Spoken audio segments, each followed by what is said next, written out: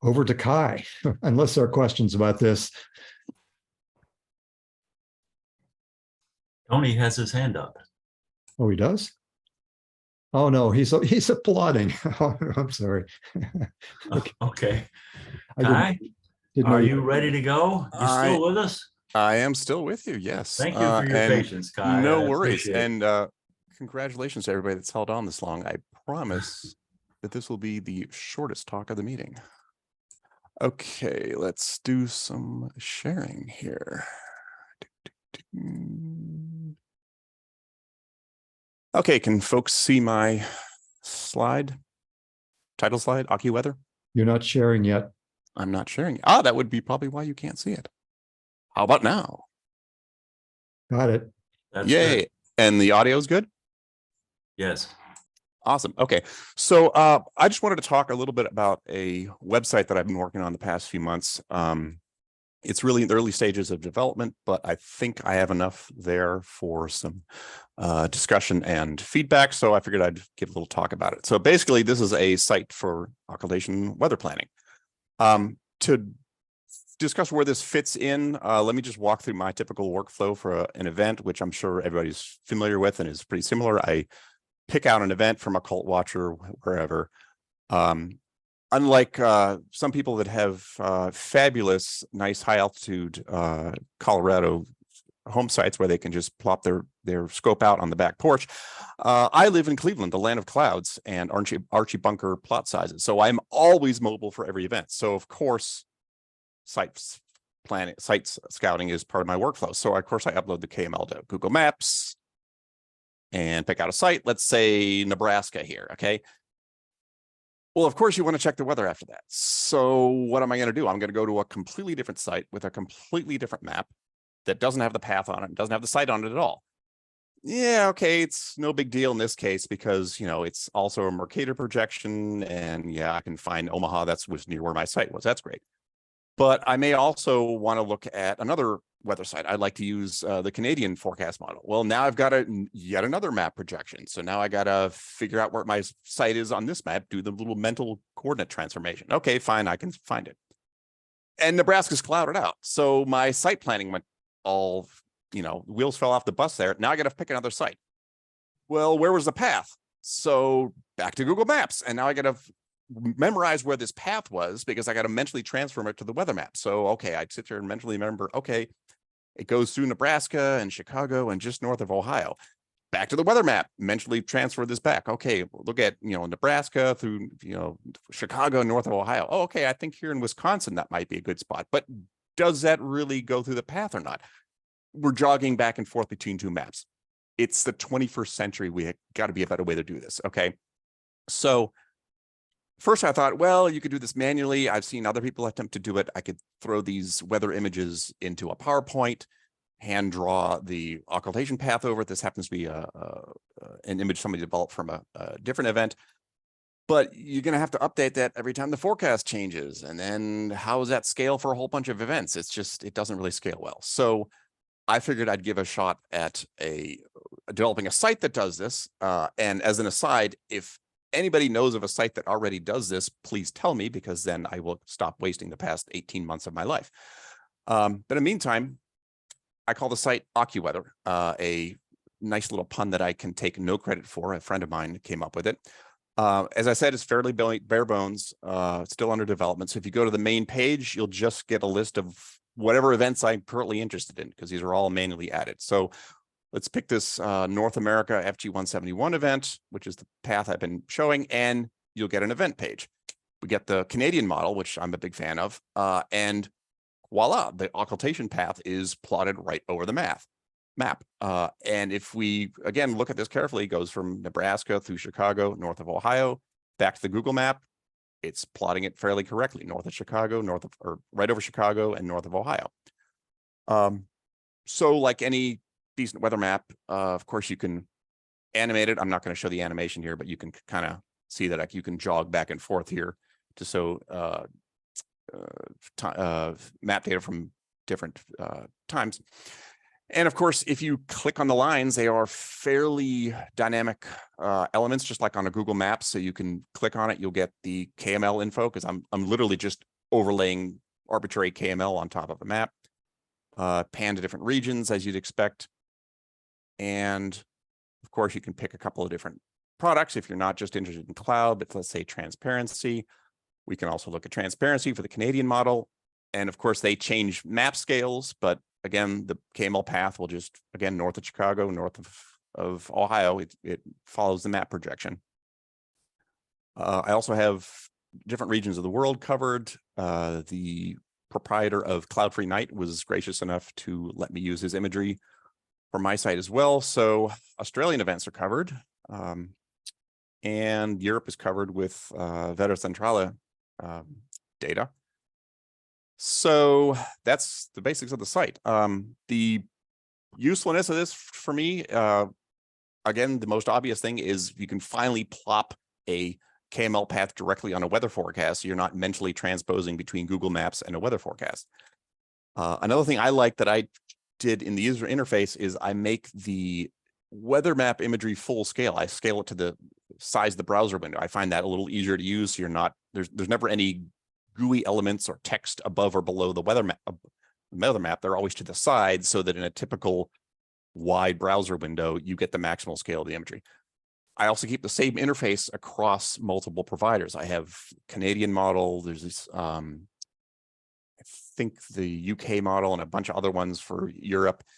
But once you figure out one interface, it works for all of them. And I also show UTC, since of course we're working in UTC a lot, and your local time, not the local time of the particular website, which might be off by a time zone or two of yours.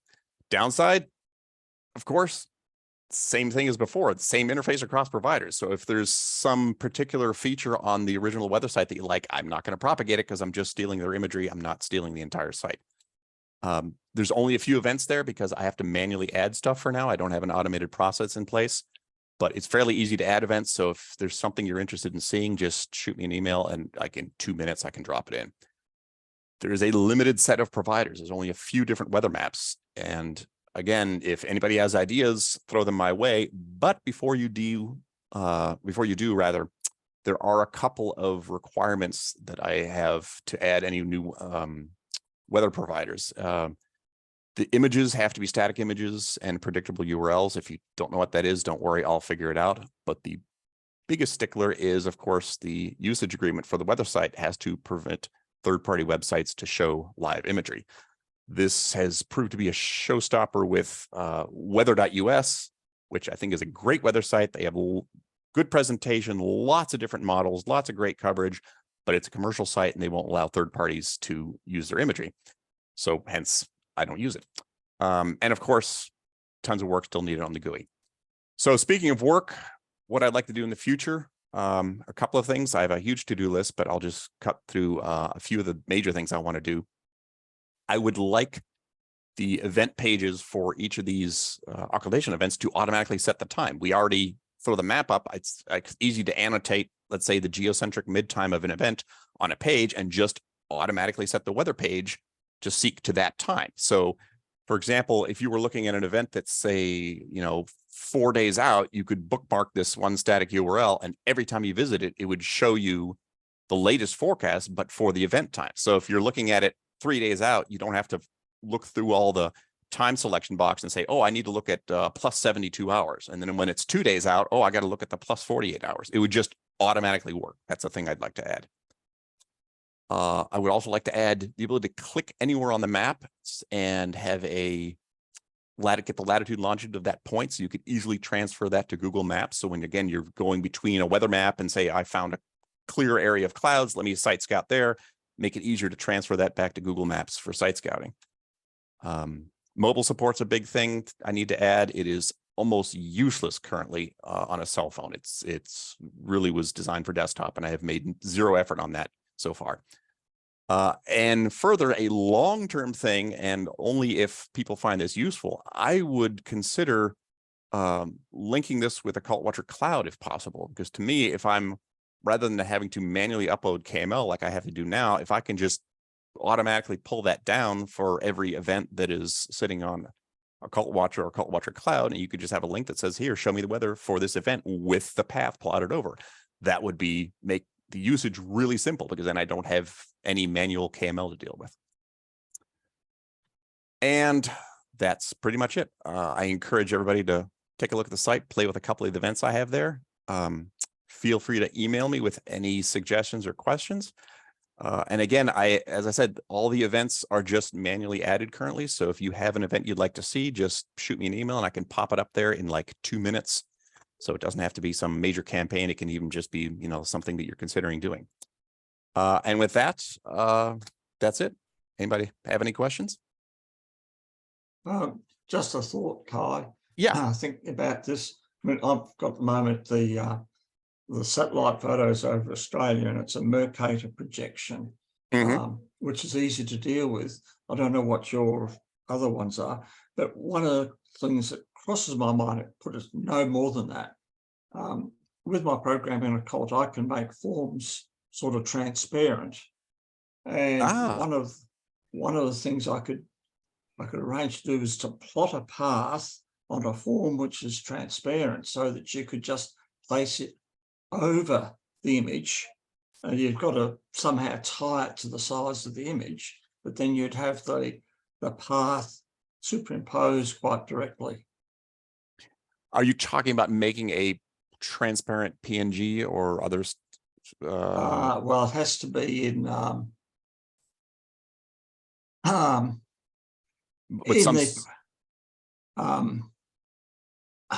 I know I can take an image in occult. I do it. It's several things like the star map things that can be made transparent and put over your field that you're recording on your camera live, and put this over the top of it, and you can identify the stars because you can see through the form. Okay. Yeah, that could be something like that. Might be a method. It gets dodgy. You can copy the one form over the other. I don't know. I mean, there's all sorts of copyright issues floating around there. Right, right. If you were talking about if you're just taking, hey, here's somebody what they're publishing, and hey, I'm going to overlay it with my bit of software, so to speak, my image, then there's no copyright or any other issues involved in that. You're just putting something over the top of what they're publishing. And you've got a properly drawn path. All you've got to do is find a way of, if for a Mercator projection, it's straightforward, sort of matching the size and location. If you're doing orthoscopic or some of the other projections, it's a bit more complicated, but it's still doable. Right. That's half the battle with this, was figuring out all the projections, and it does the projection transformations behind the scene. Yes, projecting over a live site is something I've considered, especially for the sites that I don't have, that don't allow third-party embedding. But you'd have to center it on the browser and make sure you're not. I'd either have to dive into their HTML to make sure that it stays overlaid on the actual image if you resize your browser or scroll it, or some other fixed kind of alignment. It'd be a whole nother set of overlay. It's a whole nother rabbit hole of doing overlays than if I have access to actual straight flat image URLs that I can use on the site. So I haven't gone down that path yet. But yeah, it might be something for if eventually there's certain sites weather sites that we like, but there's no other way to do it. Yeah, there's all sorts of problems, and it's just something that's crossed my mind. The concept of having something generated quite independently, which you could overlay it and see through it. Yeah, the big thing is synchronizing it up where because the site's going to be displayed in the browser, and that can move around a lot. So you'd have to like manually align it or something, and getting complete control of the overall site and just sucking the image in indirectly seemed like an easier way to go for the sites that it's available. Yep. Kai, this looks as though it'd be very useful if you're planning on setting up a single telescope. But what I do is I set up 4 during a night, and they might be an hour apart. And so instead of a single cloud map, I would need 4 cloud maps, 1 for each hour. The point I'm making is that it's useful for me to be on a site where I can click the time button and advance the hours and watch how the clouds move during the night, because that influences which event I'm more likely to do that night, not just at the event time, but the preceding times with the cloud distributions. Is there any way that that type of function could be incorporated into your? Yes, let me show you the actual site right now. Here, let's go to a different screen share. Just a moment here.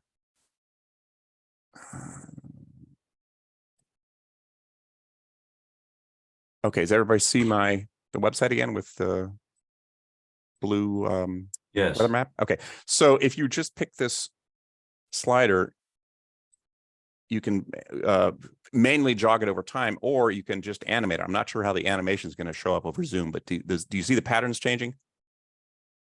Yes.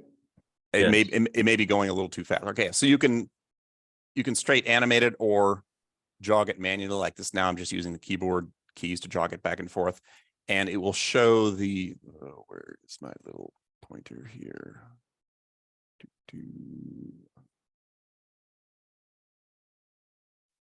So of course down here it's showing has a timestamp of whatever image you're looking at, and also indirectly the timestamps are labeled along the slider here as well. So if let me stop annotating, go back to the site. I can also pick the straight event time. There are a couple of markers. This is prototype of prototype, where I haven't shown this yet, but I also am sticking a little star where the event time is for a given event in the future. So if I slide along, boom, I know I'm now sitting near event time. Whereas if I slide it back, I'm looking earlier than event time. Does that answer your question? Absolutely. Okay. Anybody else? Yeah, Kai, this is Ted. Yeah. When you said mobile, of course, I understand that you were talking about phones and iPads, but when I think of mobile, I think about trying to figure out where I am with relation to the path as I drive, or as I pull over and look at my laptop, which is using my iPhone as its hotspot. That's a whole nother problem I'd love to solve too, but sidebar, keep going. Yeah. Oh, well. Oh, okay. Well, if you understand the problem and you'd love to solve it, then I'll wait for you to go to work on it. Then the closest I have found, so as I used to have an app, a Windows program, that you installed on CDs for Europe when I drove around with my dad in England, and it used a USB plug-in GPS antenna on the dashboard of the car, and it showed you where you were in real time on your laptop. The same exact way your phone does it today with its built-in GPS, but here you had to have the USB cable snaked up onto the dashboard of the car. Right. And that was great, but it doesn't have the path or anything else on it. So that was why I thought I'd bring it up. That's throwing it on the laptop for scale is interesting too. The closest, bestest I have done is a phone app called Offline Maps, because you can download a map data and it will work completely offline. As you know, a lot of our expeditions are out of cell phone coverage, and you can throw a KML onto it, and it will, just like regular old GPS maps, will show your location as you're going around. I think we used maps.me back in Argentina or someplace, and we were provided with overlay files by Mark or Brian or somebody. Right. That's the best methodology I have found. The reason I mentioned Offline Maps, because I don't know if Maps.me has this. On Offline Maps, you can generate a circular distance scale, not just a ruler at the bottom. So since occultation paths rarely seem to align with precise, north-south or east-west lines that you could measure on a ruler, the circular scale makes it easier to visually guess how far you are off. And that's the best I can get. What I would love to see is the final step of a mode to say, this KML line is active. Let me pick this and say, always report as a number my distance perpendicular to this line. That's got to be mathematically possible in the app. I am at the point where I want to contact one of these developers and just say, I will pay you to develop that, because that's ultimately what we want. Is upload the KML to the map and say, click on the center line and say, just report my distance, or from my chord line, whatever your assigned chord line is, and just report my distance as I drive up, boom, wait for that number to get down closest to 0. But yeah, we're not there yet. There you go. Years ago, I used a Garmin handheld device, and using Garmin's Basecamp software, you could recreate the event line, the center line, load it into the device, and it would tell you your offset in kilometers from the center line, no matter where you were. So that made it easy to find your chord. But that's a handheld device and not a laptop. Oh, Steve, your comment about talking with Hristo. Yes, at some point I do plan to talk to Hristo about tying in Occult Watcher Cloud. I need to get a little farther along where it's I have a realistic shot of actually being able to do it. Right now, I don't have the ability to do it, but yeah, that is certainly on my radar. Anybody else? Yeah, I wanted to chime in. So, I understand that I think what you're doing to be super duper for expeditions, campaigns, or individual mobile applications like you're talking. Yes. I have found, since I'm pretty much a fixed site, I'm using Astrospherics. It's an app and on mine it's an Android phone, but it has the 4 major models, and then it will do an ensemble where it overlays all 4 models, and you can run that in movie mode over time. And I think it cost me 99 cents a month for the pro version, which gives you all the models. Right. That's another. It's super duper. Yep, another great option.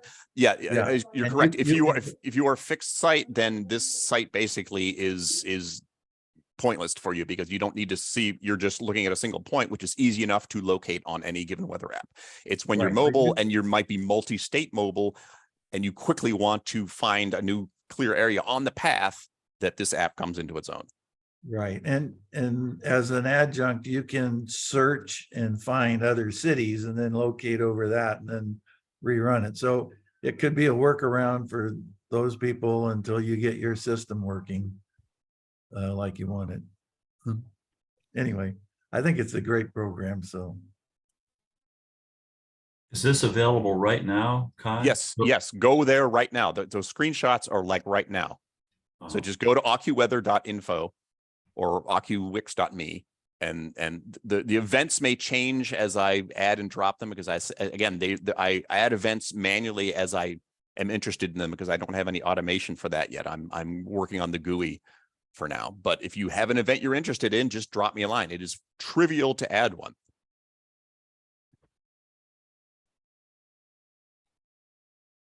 Okay, anybody else? Yeah, do you have any plans to include maps from South America? I'd love to, if you can find me a weather provider. I'm welcome for suggestions. If again, the biggest requirement for now is that the terms of use of the site enable live imagery to be included on third-party websites with acknowledgement. If you notice on the site down here, I do have at the bottom, I do give a link and an acknowledgement of where I'm getting the data from. A lot of commercial sites won't allow that because, of course, they're trying to make money by keeping eyeballs on their site. The other requirement is a technical one, that is the images should be, individual images should be entire full frame, not if you look at like Google Maps is kind of you can pan and zoom. If it's a pan and zoom site, I probably can't adapt to it. But again, the third-party usage of imagery is the first and most important threshold. If you're not sure about the technical side of it, just point me at it and I can say yes or no. You have to check the website ECMWF. It's an European weather web page. It's the European Center for Medium Range Weather. Yes, I've looked at them. If it's the same site I'm thinking of, there was a tech problem. I couldn't predict their images. So I need to be able to, like, for a given timestamp and a given region and a given model, I need to be able to predictively generate what the URL is on that site. And I couldn't figure out how to do that, but I could be wrong. You feel free to point me at the site and I'll take a look at anyway. Because yes, I would love to add more sites and more coverage. Great, thanks. Sure. The only Anyone- other thing I would point out is that there's a well-known commercial weather establishment in the United States called AccuWeather. And since yours is called AccuWeather, Yes. it might be wise to have a statement on your homepage that you're not connected to AccuWeather and you exist for a specific purpose related to occultations. And that Yes. would clarify any confusion that might occur. And that may sound unnecessary to some people, No, but there are plenty of people who've been sued because Yes. of the names of their websites. Yes. Yes. And you I just agree. need to make it clear, you know. I agree. And Thanks. can you guys hear me? Yes. I thought about using satellite at all, and the because you can actually get data at night, shows cloud coverage. You mean like this? Yeah. Okay. Yes, I often use that if it's an hour or two. If I may have two sites that are like an hour east and an hour west, and then 2 hours Okay. before the event, I'm looking at the satellite to say a better judge of where I should go. That's good. And the other as well, just shout offline. I have some contacts at AccuWeather because I'm quite into weather, so I might have some ideas of models and stuff. I didn't Okay, quite sure. catch this talk, but go back and listen to it Sure. Let's see. My because a lot of data from the NWS free. yes, I do have. I would love to have more GFS data.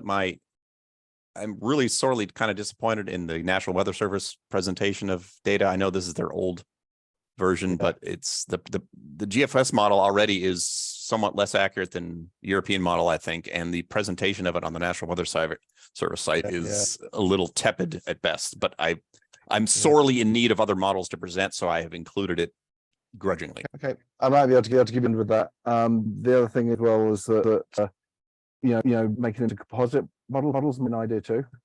Yes, again, because I'm data agnostic. I just have certain requirements for how my site presents data. But once I hop through those things, it's the more data, the merrier. Okay, So yeah, contact me offline. will do. Anyone else?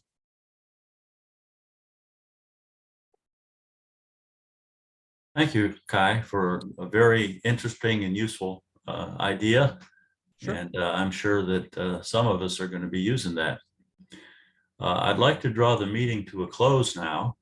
I want to thank all of our presenters without naming you individually, but you know who you are. I think we've had a successful meeting. And, as we have done sometimes in the past, we went over in time, but that's sometimes how you best convey ideas, is by spending more time. I'm sorry that it lasted longer than we had planned, but I appreciate all of you who have stayed and who have enjoyed the presentations so persistently. So we need to sign out.